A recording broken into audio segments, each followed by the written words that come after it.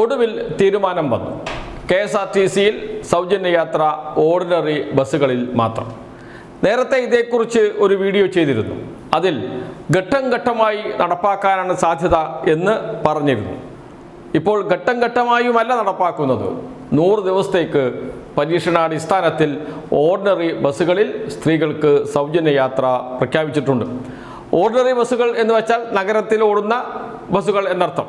അതും ഏറ്റവും കൂടുതൽ ഗുണകരമാകുക തിരുവനന്തപുരം ഭാഗത്തുള്ള പ്രത്യേകിച്ച് തെക്കൻ ജില്ലകളിലെ സ്ത്രീകൾക്കാണ്. വടക്കൻ ജില്ലകളിൽ KSRTC സർവീസുകൾ വളരെ കുറവാണ്.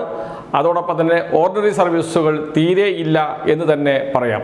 അതുകൊണ്ട് വലിയ തോതിൽ ആശ്വാസം വടക്കൻ ജില്ലയിലെ സ്ത്രീകൾക്ക് ലഭിക്കാൻ ഇടയില്ല. അവിടെ സൂപ്പർ ഫാസ്റ്റിലും ഫാസ്റ്റ് പാസഞ്ചറിലുമൊക്കെ ഇളവ് ലഭിച്ചാലേ ഗുണം ലഭിക്കുകയുള്ളൂ എന്നതാണ് വസ്തുത. എന്തായാലും 100 ദിവസം നോക്കാം, അതിനുശേഷം വിശദമായി പഠിച്ചതിന് ശേഷം തീരുമാനിക്കാം എന്നാണ് ഗതാഗത മന്ത്രി പ്രഖ്യാപിച്ചിരിക്കുന്നത്. രാവിലെ മുഖ്യമന്ത്രിയുമായി നടത്തിയ കൂടിക്കാഴ്ചയ്ക്ക് ശേഷമാണ് തീരുമാനം വന്നത്. ഔദ്യോഗികമായി പ്രഖ്യാപിച്ചിട്ടില്ല. ബുധനാഴ്ചയിലെ ക്യാബിനറ്റ് യോഗത്തിന് ശേഷമായിരിക്കും ഔദ്യോഗികമായി പ്രഖ്യാപിക്കുക. 100 ദിവസം പരീക്ഷണാടിസ്ഥാനത്തിൽ നടപ്പാക്കിയതിനു ശേഷം എത്ര രൂപയാണ് KSRTCക്ക് നഷ്ടം വരുന്നത്, അത് എങ്ങനെ നികത്താൻ കഴിയും, ഇതൊക്കെ പരിശോധിച്ച് പഠിച്ചതിന് ശേഷമായിരിക്കും മറ്റ് ബസ്സുകളിലേക്ക് വേണമോ വേണ്ടയോ എന്ന തീരുമാനത്തിലേക്ക് എത്തുക. പിന്മാറാൻ കഴിയില്ല, ഒരു സംശയവും വേണ്ട, പിന്മാറാൻ കഴിയില്ല. കാരണം എല്ലാ ബസ്സുകളിലും സ്ത്രീകൾക്ക് സൗജന്യ യാത്ര പ്രഖ്യാപിച്ചത് KC വേണുഗോപാലോ VD സതീശനോ അല്ല, അത് സാക്ഷാൽ രാഹുൽ ഗാന്ധിയാണ്. രാഹുൽ ഗാന്ധിയുടെ ഇന്ദിരാ ഗ്യാരണ്ടി അത് നടപ്പാക്കാൻ VD സതീശന് കഴിഞ്ഞില്ല എങ്കിൽ VD സതീശനെ സംബന്ധിച്ച് UDF സർക്കാരിനെ സംബന്ധിച്ച് അത് വലിയ തിരിച്ചടിയായിരിക്കും. KC വേണുഗോപാൽ അത് വലിയ ആയുധമാക്കി മാറ്റും VD സതീശനെതിരെ. അതുകൊണ്ട് നടപ്പാക്കാതിരിക്കാൻ കഴിയില്ല. പക്ഷേ വലിയ സാമ്പത്തിക ബാധ്യത ഏറ്റെടുക്കേണ്ടി വരും. ഏകദേശം ഒരു ദിവസം 5 മുതൽ 6 കോടിയോളം രൂപ KSRTCക്ക് നൽകേണ്ടി വരും സർക്കാർ. ഒരു മാസം 200 കോടിയോളം രൂപ. എന്തായാലും ഒരു കാര്യം ഉറപ്പിച്ചു പറയാം, ഇത്രയും വലിയ സാമ്പത്തിക ബാധ്യത താങ്ങാൻ സംസ്ഥാന സർക്കാരിന് കഴിയുമോ എന്ന ചോദ്യമൊക്കെ അവശേഷിക്കുന്നുണ്ട്. എന്നിരുന്നാലും നടപ്പാക്കാതിരിക്കാൻ കഴിയില്ല.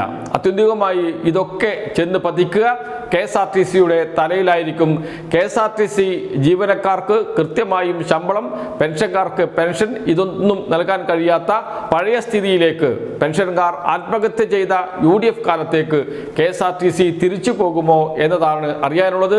42,000-ഓളം പെൻഷൻകാരുണ്ട്. ഈ മാസത്തെ പെൻഷൻ ഇതുവരെ നൽകിയിട്ടില്ല എന്നാണ് അറിയുന്നത്. പെൻഷൻ നൽകണമെങ്കിൽ സംസ്ഥാന സർക്കാർ പണം നൽകണം. 70 കോടിയോളം രൂപയാണ് ഒരു മാസം ഇപ്പോൾ നൽകിക്കൊണ്ടിരിക്കുന്നത്. അത് നൽകിയിട്ടില്ല എന്നാണ് അറിയുന്നത്. അതുകൊണ്ട് തന്നെ പെൻഷൻ നൽകാൻ കഴിഞ്ഞിട്ടില്ല. അത്തരമൊരു സാഹചര്യത്തിലാണ് സൗജന്യ ബസ് യാത്ര കൂടി നടപ്പാക്കുന്നത്.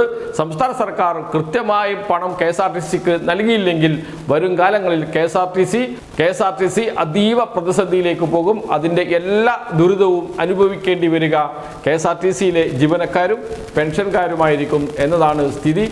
എങ്ങനെ മറികടക്കും ഈ പ്രതിസന്ധിയെ? സാമ്പത്തിക പ്രതിസന്ധി, രാഷ്ട്രീയ പ്രതിസന്ധി, ഇതെല്ലാം ഇതിനകത്ത് അടങ്ങിയിരിക്കുന്നു. ഒരുപക്ഷെ VD സതീശന്റെ മുഖ്യമന്ത്രി സ്ഥാനത്തിന് തന്നെ ഭീഷണിയായി KSRTCയിലെ ഈ സൗജന്യ യാത്രാ പ്രഖ്യാപനം വരാനിടയുണ്ട് എന്നാണ് വിദഗ്ധർ, പ്രത്യേകിച്ച് സാമ്പത്തിക വിദഗ്ധർ പറയുന്നത്.